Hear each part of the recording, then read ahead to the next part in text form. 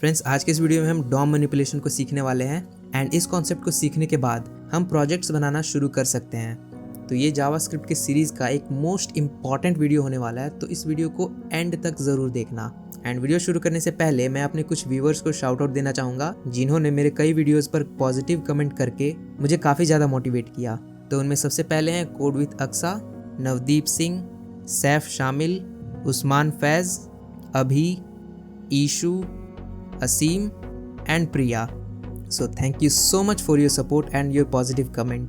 And इसके अलावा भी कई सारे और व्यूअर्स हैं जिनका नाम मैं यहाँ पर नहीं ले पाया, लेकिन उनका भी कमेंट मुझे काफ़ी ज़्यादा मोटिवेट करता है। So thank you so much and आगे भी ऐसे सपोर्ट करते रहना। एंड अब अपने जावास्क्रिप्ट कॉन्सेप्ट को शुरू करते हैं।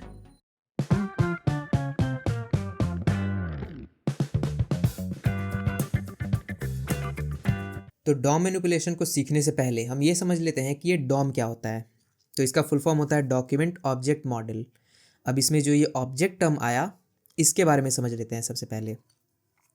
तो ऑब्जेक्ट को आप एक ट्री की तरह इमेजिन कर सकते हैं। ओके, यानी कि हमारे पास एक बहुत बड़ा सा मेन ब्रांच होगा एंड उस ब्रांच के अंदर हमारे पास और छोटे छोटे फर्दर ब्रांचेस निकले हुए हो सकते हैं। या फिर आप इसे एक बॉक्स की तरह इमेजिन कर सकते हैं, यानी कि हमारे पास एक बहुत बड़ा सा बॉक्स है एंड उस बॉक्स के अंदर हमारे पास छोटे छोटे और बॉक्सेस रखे हुए हैं एंड उन छोटे छोटे बॉक्सेस के अंदर और छोटे छोटे बॉक्सेस हो सकते हैं। अब ऑब्जेक्ट को तो हम आने वाले वीडियोस में और भी ज़्यादा डिटेल में समझने वाले हैं, लेकिन अभी के लिए आप इसे कुछ ऐसे विजुलाइज कर सकते हैं।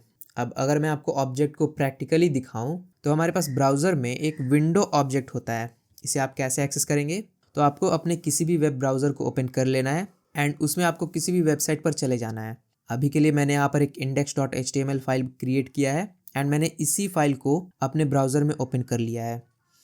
एंड यहाँ पर मैं करूँगा right click and inspect option को ओपन करूँगा एंड यहाँ आपको कंसोल विंडो में आ जाना है। कंसोल विंडो में आने के बाद आपको console.log लिख के विंडो ऑब्जेक्ट को प्रिंट कराना है। अब आपको ये ध्यान रखना है कि आप ये जो विंडो लिखेंगे, इसका ये जो W है ये लोअर केस में होना चाहिए। तो अगर मैं इस कोड को रन करूँगा तो हमारे पास एक विंडो ऑब्जेक्ट देखने को मिलेगा, यानी कि ये जो विंडो है ये एक बहुत बड़ा बॉक्स है और इसके अंदर अगर आप देखें तो और भी छोटे छोटे बॉक्सेस स्टोर हैं। जैसे हमारे इस विंडो ऑब्जेक्ट के अंदर एक विंडो है, फिर एक सेल्फ ऑब्जेक्ट है, फिर डॉक्यूमेंट ऑब्जेक्ट है, फिर नेम ऑब्जेक्ट है, लोकेशन ऑब्जेक्ट है एंड सो ऑन।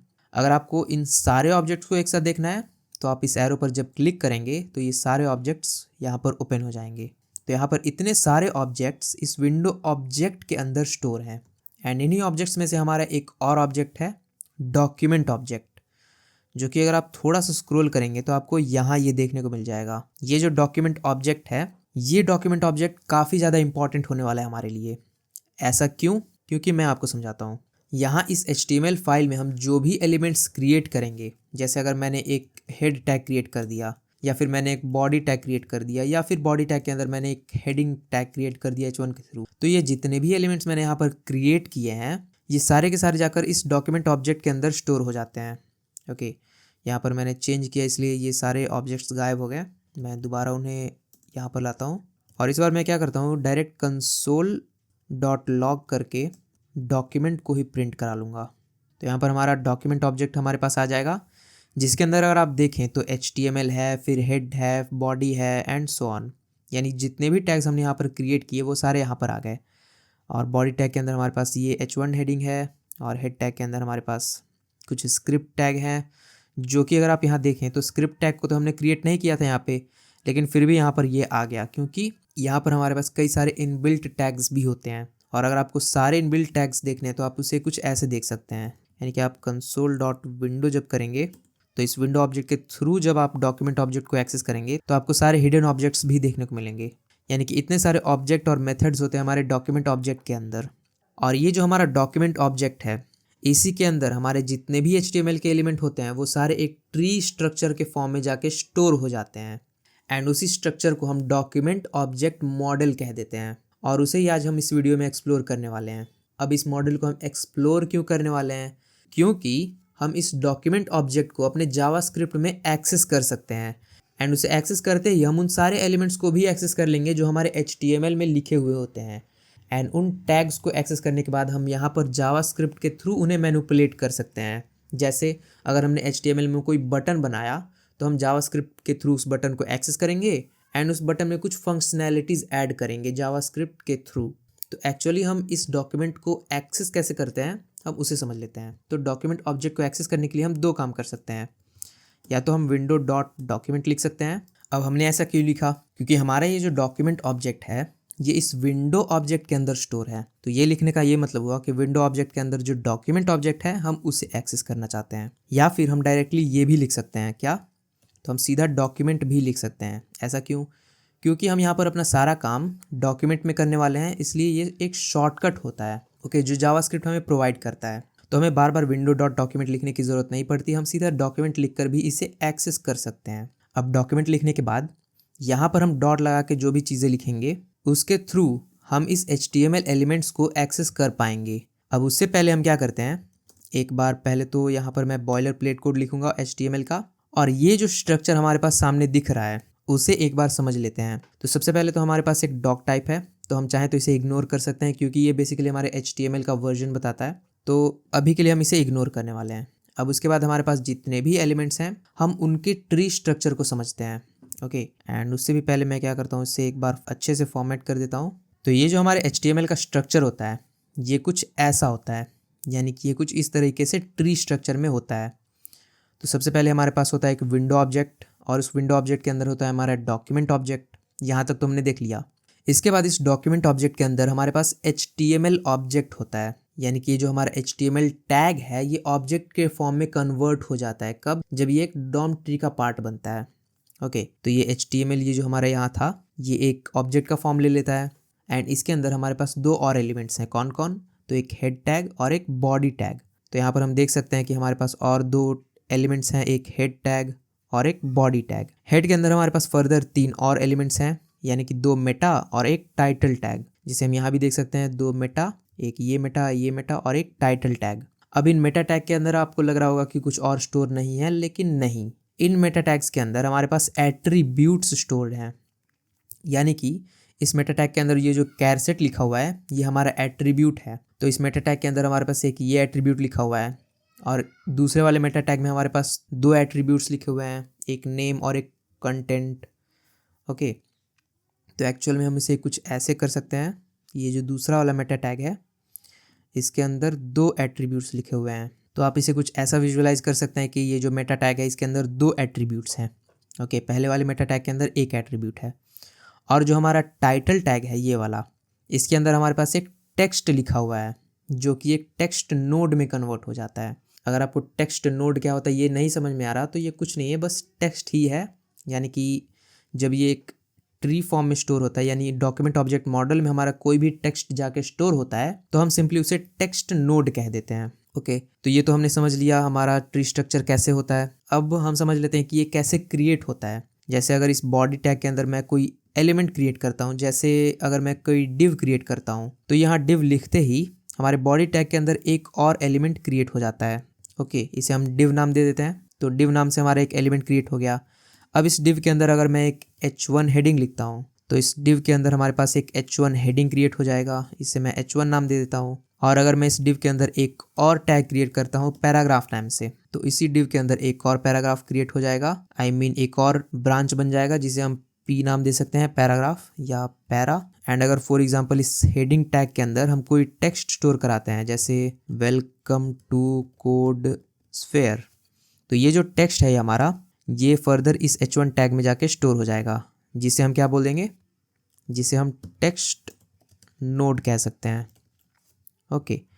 तो हमारा कुछ ऐसा ट्री स्ट्रक्चर फर्दर एक्सपैंड होते जाता है जैसे जैसे यहाँ पर हम एलिमेंट्स को क्रिएट करते हैं। तो यहाँ तक तो हमने ये समझ लिया कि ऑब्जेक्ट मॉडल होता क्या है एंड ये क्रिएट कैसे होता है। अब हम ये समझ लेते हैं कि हम HTML के किसी भी एलिमेंट को एक्सेस कैसे करते हैं। तो एक्सेस करने के लिए हमारे पास डॉक्यूमेंट ऑब्जेक्ट में कुछ प्रॉपर्टीज़ होती हैं, उन्हें एक एक करके समझ लेते हैं। जैसे हमारा पहला प्रॉपर्टी होता है गेट एलिमेंट बाय ID।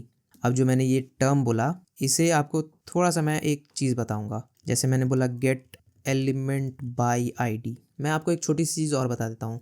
जैसे मैंने यहाँ पर लिखा गेट एलिमेंट बाय ID, तो जब भी आपको जावास्क्रिप्ट में कुछ ऐसा चीज़ लिखना है यानी कोई सेंटेंस लिखना है तो उसे आप कैमल केस में लिखते हैं। अब कैमल केस क्या होता है इसे आप समझ लीजिए। तो जैसे अगर जनरल इंग्लिश में मुझे ये सेंटेंस लिखना होता तो मैं कुछ ऐसे लिखता, यानी कि गेट एलिमेंट बाय आईडी लिखता और हमारे पहले वर्ड का पहला लेटर कैपिटल होता और हर एक वर्ड के बीच मैं एक गैप दे देता जिससे कि डिफरेंट डिफरेंट वर्ड्स के बीच का सेपरेशन पता चल सकता। लेकिन कैमल किस में क्या करते हैं, सबसे पहले तो जो फर्स्ट वर्ड का फर्स्ट लेटर होता है उसे हम स्मॉल ही रखते हैं। यानी कि अगर मुझे इस सेंटेंस को कैमल केस में लिखना होगा तो सबसे पहले मैं गेट कुछ ऐसे लिखूंगा। उसके बाद यहाँ पर हमें कोई भी स्पेसेस का यूज़ नहीं करना होता और जैसे यहाँ पर मुझे एलिमेंट्स लिखना है तो बिना स्पेस दिए मैं एलिमेंट लिखूंगा। लेकिन अब इसके बाद जो भी वर्ड आएंगे उनका पहला लेटर कैपिटल हो जाएगा। यानी कि ये जो एलिमेंट है इसका पहला लेटर हो जाएगा ई, एलिमेंट। और उसके बाद है हमारा बाई, तो बाई का बी कैपिटल और वाई स्मॉल। उसके बाद है हमारा आई डी, तो आई कैपिटल और डी स्मॉल। तो ये कैमल केस होता है। आई होप आपको समझ में आया होगा। अब आते हैं अपने डॉक्यूमेंट के प्रॉपर्टीज़ पे। तो जैसे हमारे पास एक प्रॉपर्टी होता है गेट एलिमेंट बाई आईडी, तो यहाँ पर डॉक्यूमेंट डॉट लिखेंगे और गेट एलिमेंट बाई आईडी हम लिखेंगे। ओके, तो ये तो नाम से ही क्लियर होता है कि हम एलिमेंट को उसके आईडी के थ्रू एक्सेस करने वाले हैं। तो मैं यहाँ क्या करता हूँ, इस h1 टैग को फॉर एग्जांपल मैं एक आईडी दे देता हूँ हेडिंग। मैंने इसे आईडी दे दिया हेडिंग और यहाँ पर इस हेडिंग के अंदर मैं पास कर दूंगा ब्रैकेट्स लगा के हेडिंग। अब इसका क्या मतलब, इसका सिंपल सा ये मतलब है कि डॉक्यूमेंट ऑब्जेक्ट के अंदर जिस भी एलिमेंट का आईडी हेडिंग है उसे सिलेक्ट कर लो। ओके, आई होप आपको ये समझ में आ रहा होगा। अब ये जो गेट एलिमेंट बाय आईडी है ये एक मेथड है। ओके, ये एक डॉक्यूमेंट ऑब्जेक्ट का मेथड है। अब मेथड मतलब क्या, तो मेथड कुछ नहीं है, ये बस एक फंक्शन है। अब पहले हमने फंक्शन को पढ़ा था। फंक्शन क्या करते थे, फंक्शन को जब हम डिफाइन करते थे तो हम उसमें कुछ पैरामीटर्स रखते थे और जब हम उस फंक्शन को कॉल करते थे तो उसमें हम आर्ग्यूमेंट्स पास करते थे एंड उन आर्ग्यूमेंट्स के थ्रू फंक्शन हमें कुछ वैल्यूज़ रिटर्न करके देता था या फिर कोई टास्क परफॉर्म करता था। तो यहाँ भी कुछ वैसा ही समझिए, क्या कि इस डॉक्यूमेंट ऑब्जेक्ट के अंदर गेट एलिमेंट बाय आईडी नाम से एक फंक्शन लिखा हुआ है एंड उसके अंदर हम हेडिंग आर्ग्यूमेंट पास कर रहे हैं। अब इसके अंदर क्या कोड लिखा है इसे हमने ज़्यादा जानने की ज़रूरत नहीं है। बेसिकली बस ये फंक्शन क्या कर रहा है कि जब हम इसमें हेडिंग आर्ग्यूमेंट पास कर रहे हैं तो वो हमारे HTML फाइल के अंदर हेडिंग आईडी से जो एलिमेंट है उसे ढूंढ रहा है एंड अगर उसे वो एलिमेंट मिल जाता है तो वो हमें उस एलिमेंट को रिटर्न कर देगा। एंड जब वो हमें इस एलिमेंट को रिटर्न करेगा तो हम क्या करेंगे, हम इस एलिमेंट को किसी भी एक रैंडम वेरिएबल में स्टोर करा सकते हैं। जैसे लेट हम लिख सकते हैं h1 इक्वल टू और हमने ये लिख दिया। तो इसका सिंपल सा मतलब ये है कि डॉक्यूमेंट के अंदर अगर कोई भी हेडिंग नाम का आईडी मिले तो उस एलिमेंट को इस h1 टैग के अंदर स्टोर करा दो। सिंपल सा इसका मतलब ये है। तो एक तो तरीका ये हो गया। दूसरा तरीका एक्सेस करने का क्या हो सकता है, तो दूसरा प्रॉपर्टी हमारा गेट एलिमेंट बाय क्लास। यानी कि हम चाहें तो लेट p इक्वल टू कर देते हैं document dot get element by class भी हम लिख सकते हैं।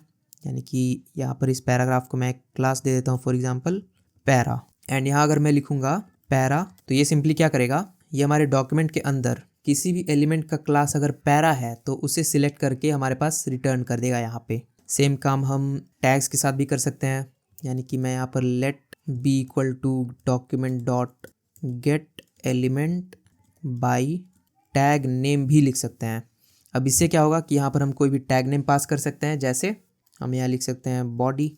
ओके, तो इसका सिंपल सा मतलब ये हुआ कि किसी भी टैग का नाम अगर बॉडी है तो उसे सिलेक्ट कर लो। एंड ये सिर्फ एक टैग को नहीं सिलेक्ट करता, जितने भी टैग्स बॉडी नाम से होंगे उन सबको सिलेक्ट कर लेगा।